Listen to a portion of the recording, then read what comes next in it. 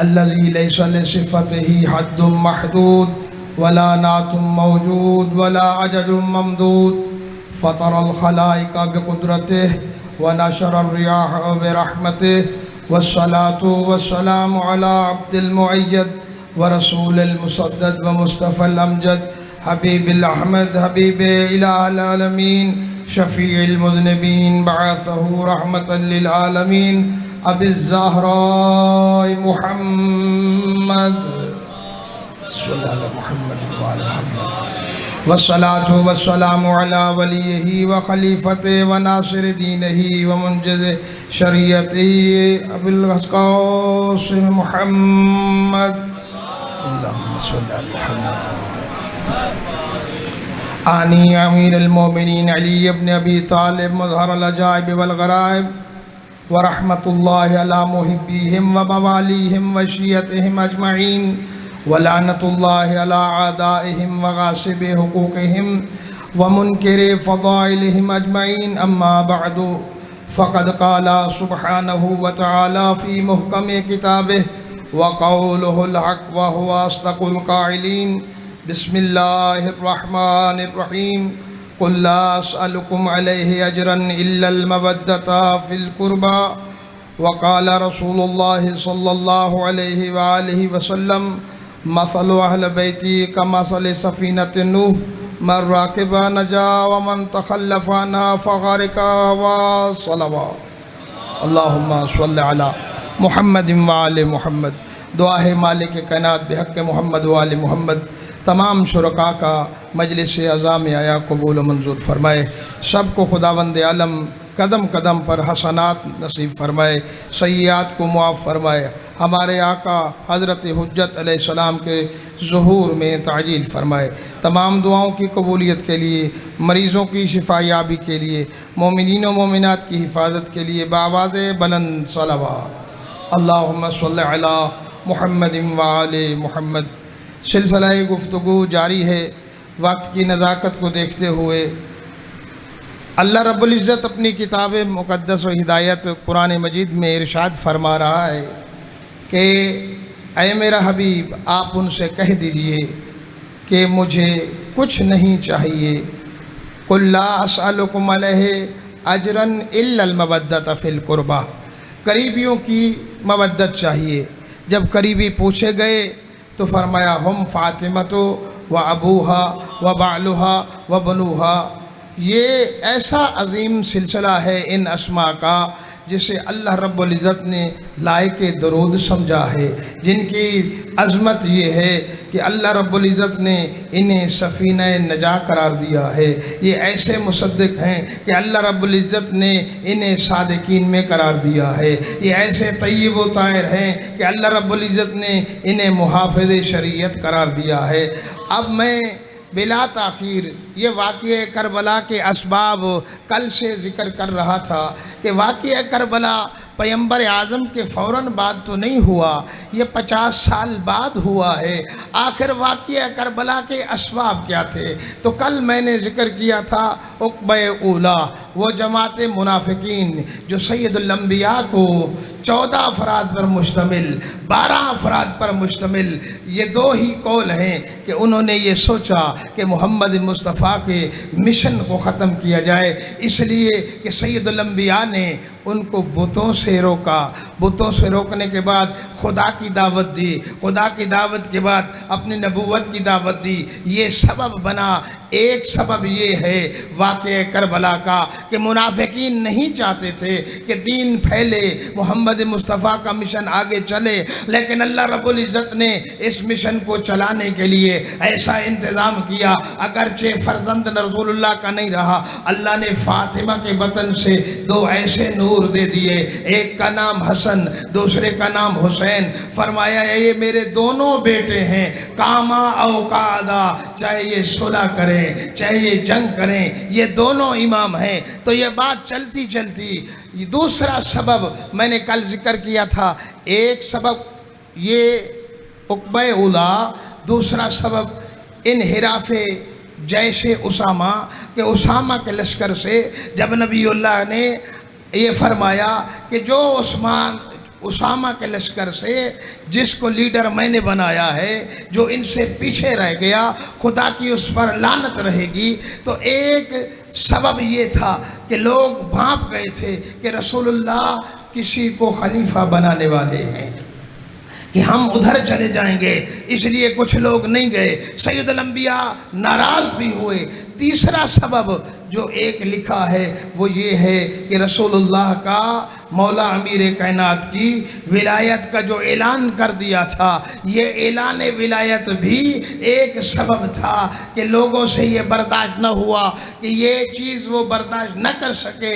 چوتھا سبب یہ تھا کہ حضرت امیر المومنین کو جب اللہ رب العزت نے نبی اعظم کو حکم دیا آیات سورہ برات کے بارے میں، اے میرا حبیب یا تو آپ جائیں یا اسے بھیجیں، جب نبی اللہ نے ایک بندے کو بھیج دیا، وہ 10 آیات لے کر چلا گیا۔ یہ آیات سورہ برات، سورہ توبہ کی کرنی کیا تھی؟ مشرکین مکہ کے درمیان جا کے ان کو اللہ کی توحید کا درس دینا تھا، شرک سے روکنا تھا۔ لیکن ادھر سے نبی اللہ نے بندے کو بھیجا، خداوند عالم نے جبریل کو بھیجا، جا جبریل میرے مصطفیٰ سے کہہ دے یا اس تاریخ کے لیے یا اس تبلیغ کے لیے آپ خود جائیں یا اسے بھیجیں جسے اللہ نے اس نور سے مشتق فرمایا۔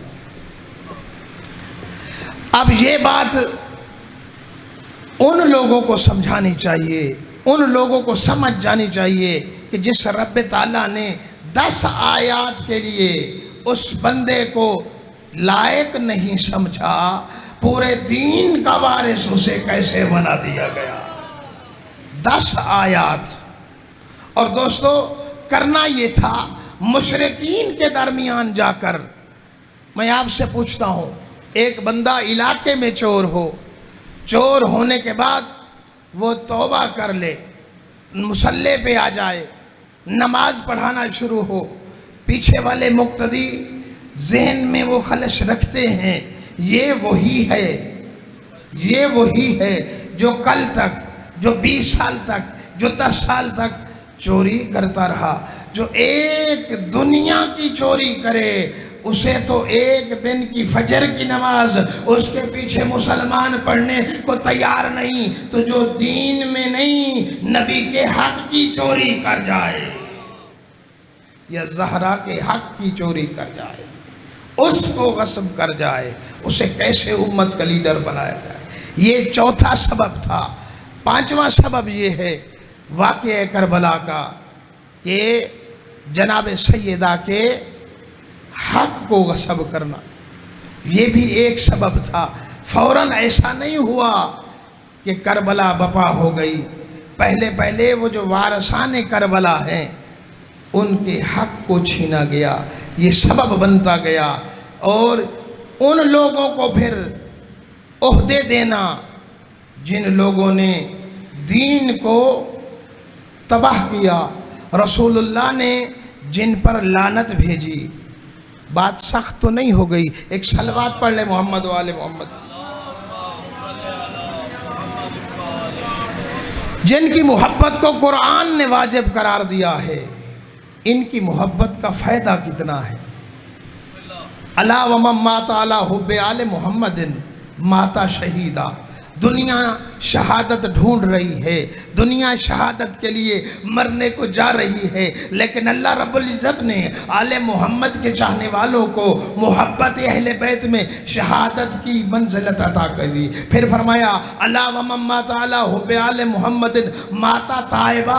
آل محمد کی محبت لے کر اس دنیا سے جانا، فقط جانا نہیں، وہ بندہ توبہ پہلے کرتا ہے، موت بعد میں آتی ہے۔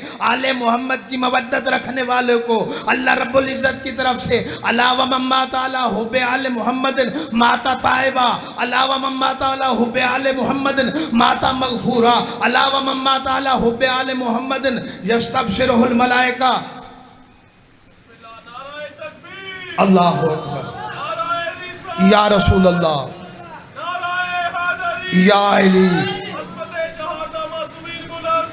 اللہم صلی علی محمد و آل محمد۔ ملائکہ بشارت دیتے ہیں ابھی تو یہ مرا نہیں، ابھی تو اس نے توبہ کی ہے، جنت کی بشارت کون دیتا ہے؟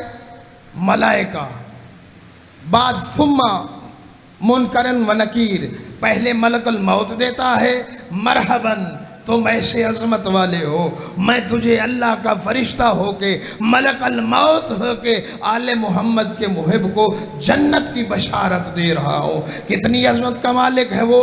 پھر فرمایا الا ومن مات علی حب آل محمد ماتا طائبہ، جو آل محمد کی محبت رکھ کے گیا توبہ کی موت مرا۔ توبہ کیا کرتی ہے؟ الطائب من الذنب کما لا ذنب لہ، کہ آل محمد کی محبت پر مرنے والے بندے کو توبہ نصیب ہو جاتی ہے۔ کتنی عظمت ہے حب آل محمد کی، توبہ، مغفرت، اور ملائکہ بشارت دیتے ہیں۔ یہ کون سا ایسا جوہر ہے کہ مرتا بندہ بستر پہ ہے، اپنے گھر میں مرا ہے، میدان جنگ میں گیا ہی کوئی نہیں، پھر اللہ اسے شہادت کا درجہ، اس زندگی کی حالت کو شہادت میں تبدیل کرنے والے جوہر کا نام حب آل محمد ہے، جو انسان کو موت توبہ بنا دیتی ہے۔ پھر اگر وہ اس دنیا سے چلا جائے، الا ومن ماتا علی حب آل محمد ماتا مغفورہ کے بعد فتح فی قبرہ بابان، اس کی قبر کے درمیان دو دروازے کھول دیے جاتے ہیں۔ پھر فرمایا الا ومن مات علی حب آل محمد،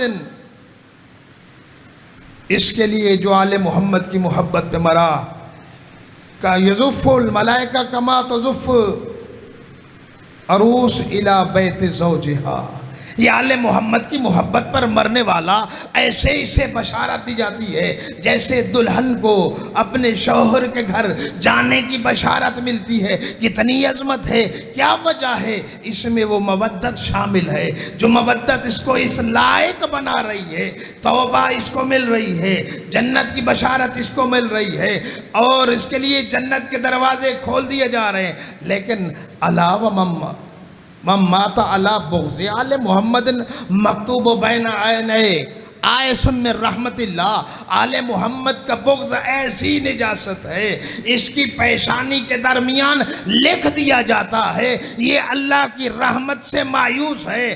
کیسے رحمت ملے جب دل میں محبت ہی نہیں، جب رحمت للعالمین کی محبت ہی نہیں، تو یہ بندہ لائق محبت کیسے بنے گا؟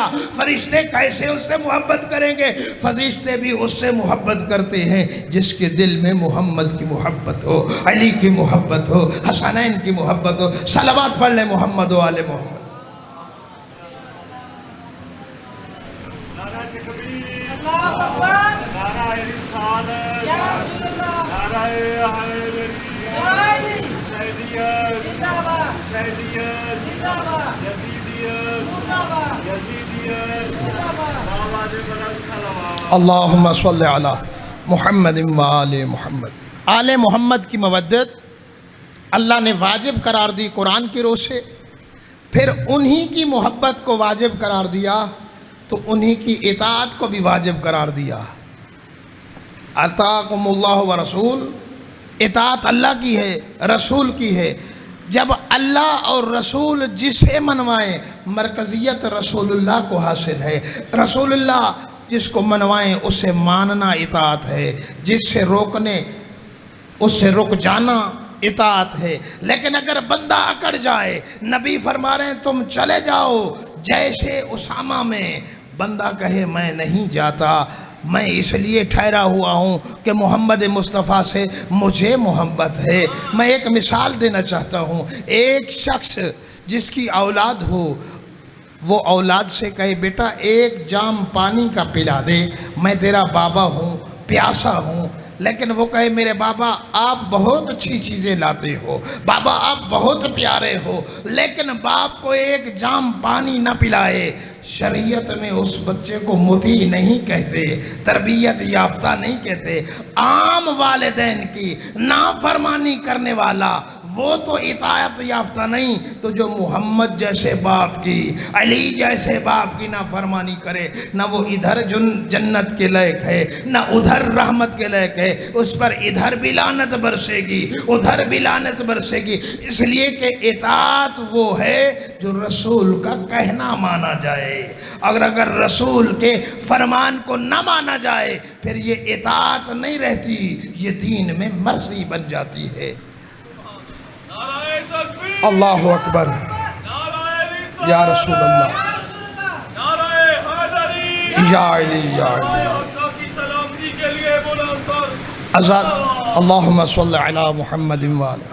آزادارو، وقت کافی گزر چکا، میں اپنی حاضری ایک بانی ہونے کے ناطے، ایک خدمت گزار ہونے کے ناطے، ایک علاقے کا خادم ہونے کے ناطے میرے لیے اعزاز ہے اس جگہ پہ بیٹھنا کہ یہ کرم نوازی ہے، اولاد بطول کا صدقہ ہے کہ ہم کہاں اور یہ منصب کہاں۔ اللہ رب العزت نے یہ شرف دیا کہ میں نے ایک روایت میں پڑھا، دل چاہتا ہے سنا دوں۔ حبیب ابن مظاہر ملے ایک عالم دین کو خواب میں، توجہ رکھنا، حبیب ابن مظاہر ملے ایک عالم دین کو خواب میں، اور حبیب ابن مظاہر، اللہ آپ کو کربلا لے جائے، سامنے مولا ابا عبداللہ الحسین کی زری ہے، دائیں طرف دیکھیں تو وہاں لکھا ہوا ہے السلام علیکہ یا قمر الظاہر یا حبیب ابن مظاہر، اور یہ وہ ہستی ہے جو حسین کا بچپن کا ساتھی ہے، یہ ایسا معزز ساتھی ہے۔ جب اس سے عالم دین نے پوچھا اے حبیب ابن مظاہر، آپ کی کتنا مقام ہے، کتنا مرتبہ ہے، کوئی خواہش، کوئی تمنا؟ کہتے ہیں اللہ اگر زندگی دوبارہ دے، دوبارہ زندگی اللہ مجھے دنیا میں دے تو میں سعادت سمجھوں گا حسین کی مجلس میں جانا۔ کہاں رہ رہا ہے؟ کربلا میں۔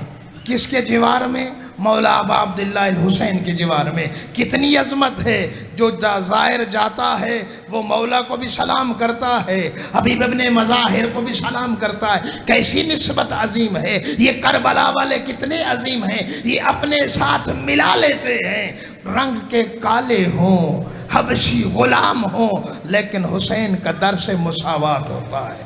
عزاداروں، میں جملہ عرض کر رہا کہ 28 رجب کے مصائب میں پڑھ رہا تھا۔ کل میں نے جہاں سے چھوڑا تھا کہ مولا حسین علیہ السلام ماں کی قبر پہ آئے، الوداع کیا، بھائی کی قبر پہ آئے، الوداع کیا۔ عزاداروں، جب مولا حسین نے وہ لسٹ نکالی جہاں پر جانے والوں کے نام تھے، اچانک سے 2 بیویاں آئیں، ایک کا نام بی بی ام سلمہ ہے، ایک کا نام بی بی ام ہانی ہے، ایک مولا رسول خدا کی زوجہ ہیں۔ بی بی ام سلمہ کہتی ہے بیٹا حسین، کیا کربلا کی جانب رواں ہو؟ کیا قافلہ کربلا لے کے جا رہے ہو؟ کہاں اماں جان، میں خود آنا چاہتا تھا، آپ عصا کی ٹیک پہ کیسے آ گئیں؟ آپ کو میں خود ملنے آ رہا تھا، آپ سے میں خود وداع کرنے آ رہا تھا۔ کہا بیٹا، میں نے تمہارے نانا رسول اللہ سے سنا تھا، اور جب میرا حسین کربلا کی طرف جائے نا، یہ کربلا کی طرف جانا حسین کا آخری سفر ہوگا۔ مولا حسین نے فرمایا نانی اماں میں جانتا ہوں۔ پھر میرے مولا نے کہا اماں میں جانتا ہوں۔ کہا تمہارے نانا نے مجھے ایک شیشی دی تھی، اس میں کچھ خاک تھی۔ کہا اچھا اماں، کچھ دیکھنا چاہتی ہیں؟ اجازت امامت سے مولا ابا عبداللہ الحسین نے اپنی انگشت مبارک کے درمیان کہا اماں دیکھ رہی ہیں یہ جگہ، دیکھ رہی ہیں صحرا، لک و دک صحرا ہے؟ کہاں بیٹا؟ کہا اماں یہ دیکھ رہی ہو جگہ، یہاں میرا عباس کا بازو گرے گا، یہاں میرے عباس کا دوسرا بازو گرے گا۔ جب اس حالت کو بی بی ام سلمہ نے سنا ہو، عزاداروں میں آپ سے پوچھ رہا ہوں، اور جس ماں کو یہ بتایا جائے تیرا بیٹا یہاں گرے گا، تیرے بیٹے کے بازو یہاں گرے گے، اللہ جانے آپ 1400 سال بعد سن کے آپ کا دل مغموم ہو جاتا ہے، آپ کے دل پہ اثر ہو جاتا ہے۔ معرفت کی بات ہے، کسی کی آنکھیں برس پڑتی ہیں، کوئی واہ حسین کہتا ہے، کوئی بے ساختہ سینے پہ ہاتھ مارتا، کوئی توجہ سے سنتا ہے۔ عزادارو، اللہ جانے بی بی ام سلمہ نے کیسے سنا۔ پھر امام نے فرمایا اے نانی اماں وہ جگہ دیکھ رہی ہو، یہاں میرا اکبر اترے گا، یہاں پر اس کو سینے میں سانگ لگے گی۔ عزادارو میرا پڑھنا آسان، آپ کا سمجھانا آسان، لیکن یہ بات ایک باپ بتا رہا ہے اپنے اس بیٹے کے لیے، اور جسے کہتے اماں جب ہمیں نانا رسول کو دیکھنے کا شوق ہوتا ہم علی اکبر کو دیکھتے۔ پھر ایک جگہ اور دکھائی، اماں دیکھ رہی ہو یہ وہ جگہ ہے اور جہاں میں اپنے ششمہ علی اصغر کو دفن کروں گا۔ ظالم نیزوں سے پھر اسے نکال لے گے۔ بی بی ام سلمہ رونے لگی۔ پھر میرے مولا نے کہا اماں یہ نچلی جگہ دیکھ رہی ہیں، یہ مجھ حسین کی سجدے کی جگہ ہے، حالت سجدہ میں مجھے مارا جائے گا۔ عزادارو بی بی ام سلمہ رو رہی۔ جب کہا بیٹا یہ تمہاری مقتل گاہ ہے، اب مولا حسین نے اپنے ہاتھ کو بڑھایا، عجب نہیں کربلا سمٹ کے حسین کے ہاتھ میں آ گئی یا حسین کا ہاتھ کربلا پہنچ گیا۔